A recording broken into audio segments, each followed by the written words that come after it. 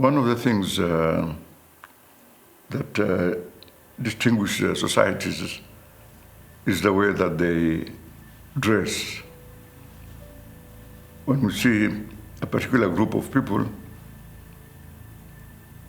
often we can identify who they are on the basis of how they have dressed, because we have stereotypical images of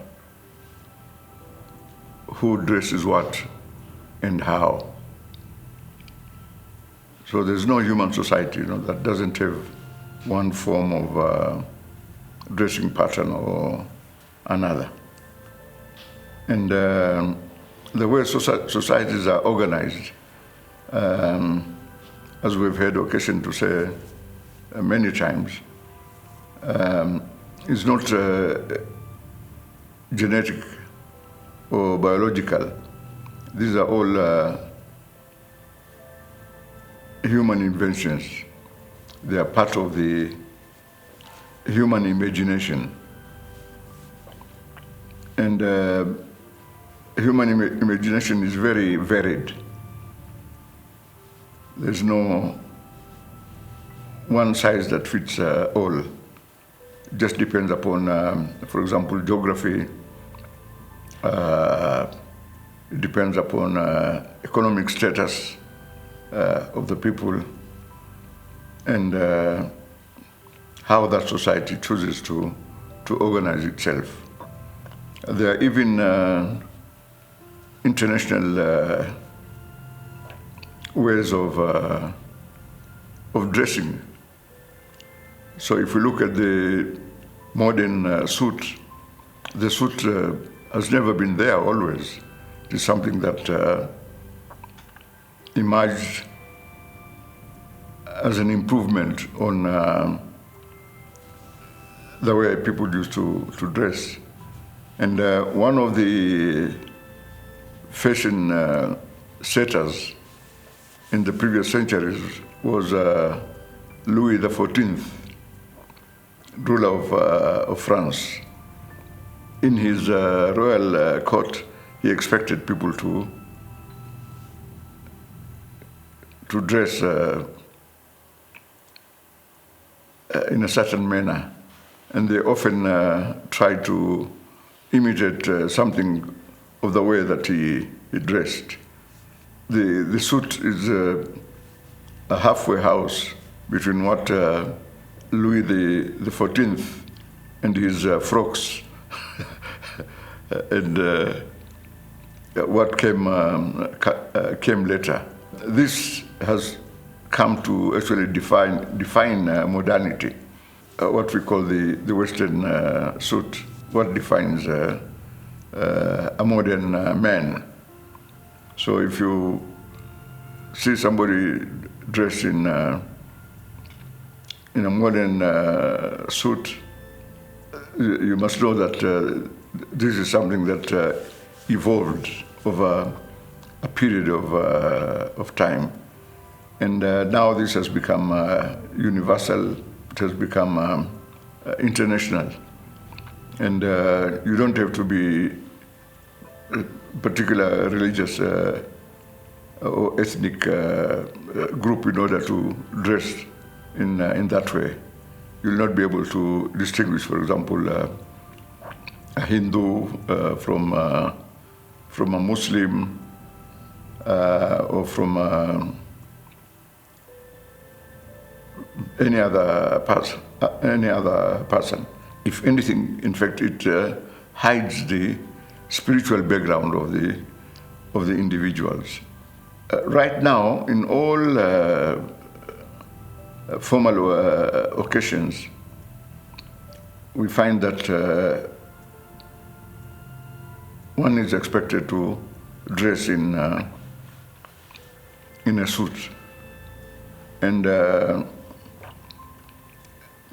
certain institutions, in fact, make it mandatory. Like, for example, if you've been invited to an official ceremony in some palace, in Europe, then you're expected to put on the suit, because that is the most appropriate one. And then people again are socialized on the basis of their professions to dress in a certain manner. Like you find the suit is almost invariable amongst doctors, lawyers, and other professionals, because it gives them a certain amount of aura. It also gives them a certain amount of authority, because if you're a patient, you are unlikely to go with a suit, or even if you do, your suit is not going to be like that of the doctors. Or if you're visiting a lawyer, most often the lawyer will be better dressed than you, because they are literally not only selling themselves, but that is part of their professional dress code. In fact, even medical students in other places are expected to dress, if they are learning, how to do a diagnosis. So the professor would be dressed in a suit and would probably expect the students also to put on a suit when visiting a patient's bedside. And the patient also has been psychologically conditioned to feel that once you have somebody dressed that way, then you can have all the confidence that they'll do a good job. And that has given some fraudulent people with no medical qualifications to pretend that they are doctors, set up clinics and health institutions. And of course, not everybody does that, but those who might do that can do a lot of harm to society. And then the way we dress is also determined by the customs. So if you go, for example, to Southeast Asia and places like Malaysia, Indonesia, people get very surprised to find that everybody is in kikoi, or what is called the sarong, or saruni, because this is an important article of dress that is part of that society and culture. If you know the history of the sarong, you know that it is something that really came originally from areas like the Yemen. And then it spread from there to East Africa. It spread to the Far East, and it has become an important dress item. Those who do not know much about the history of this, or come from closed societies, then they tend to smile or laugh at people, who put on a kikoi. Or if at home somebody puts on a kikoi, the brothers or those sisters who consider themselves modern said, "What is this now? Don't embarrass us." Although the sarong or the saruni or the kikoi is a perfectly legitimate dress item.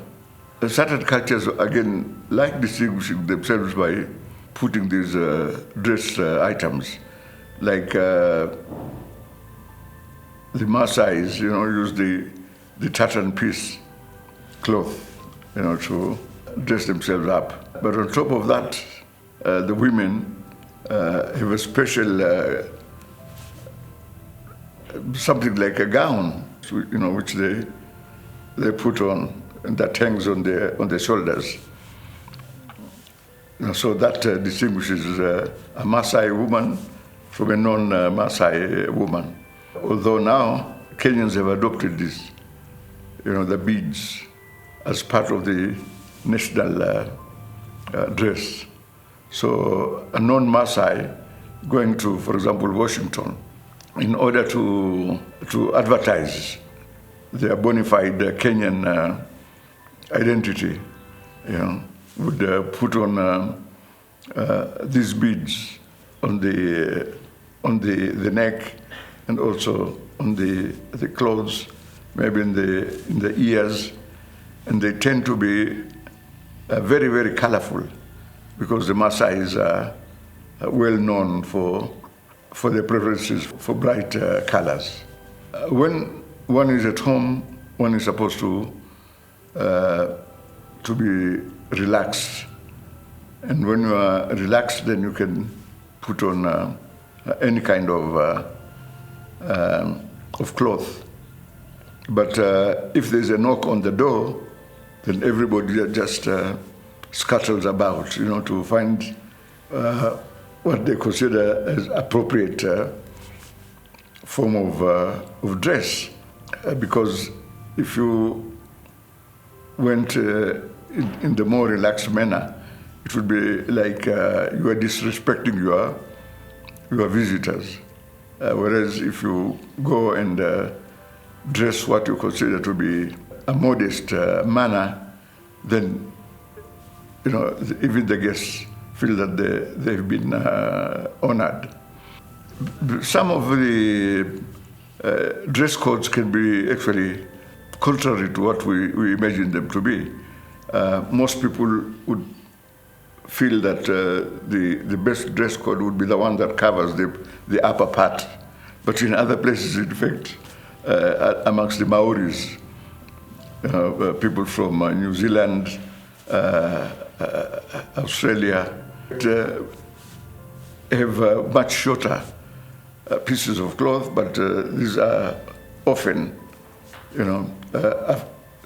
down from the waist and above the knees. So you will find a father going to greet their son who's just come back, for example, from studies in the US or in other places. They will go to arrival lounge, dressed in that manner, and then probably dancing the local Maori dance. They'll say, what is this 70-year-old man doing now here, He should be dressed properly. But he thinks, that is the highest form of love he can show to the child. And sometimes dress codes demand that you overdress. Like if you look at the Queen of England, when she goes to address British Parliament, as the head of state, she has an abundance of layers of clothes. So sometimes you don't know. It looks like a wedding dress, trailing behind and held by other people, and then with the crown, because it's also part of the dress. Some are actually quite heavy, but they have to bear it because the occasion demands that they dress that way, and that is the only way, to dress. Now, of course, with the new generation, now that Britain has a king, in fact, this is the first king who actually went to university. Previously, kings were privately educated at home, but Charles, I think through the foresight of the parents, both the Duke of Edinburgh and Queen Elizabeth, realized that this is going to be a different kind of monarch from the kinds of monarch we have been. Like the Queen was less educated than, for example, the prime ministers that she had to deal with. But in the case of Charles, Charles can be compared as as a peer amongst these political leaders that he has to deal with. He speaks their language, and in fact, if anything, he sets the standards of pronunciation, standards of clothing, in terms of modesty. So he's not very conservative, and he's not awkward. Although there's something again distinctive about Charles. Charles is very much given to putting on Edwardian kind of clothing. King Edward's time. These are called double breasts. So the lapels, are much broader, and they have buttons here on the side. So you know that this is a typical King Charles's dress, because every time we've ever thought about him, we've ever imagined about him, we have only seen him, dressed in this manner. The only difference is the texture of the textiles, from which the suits are made. So in common parlance now, we say that he's a dapper dresser, meaning that he's fashionable, but in a very moderated manner. You can't find fault with him. He's very careful about the way he dresses. He wants to please both the public and himself.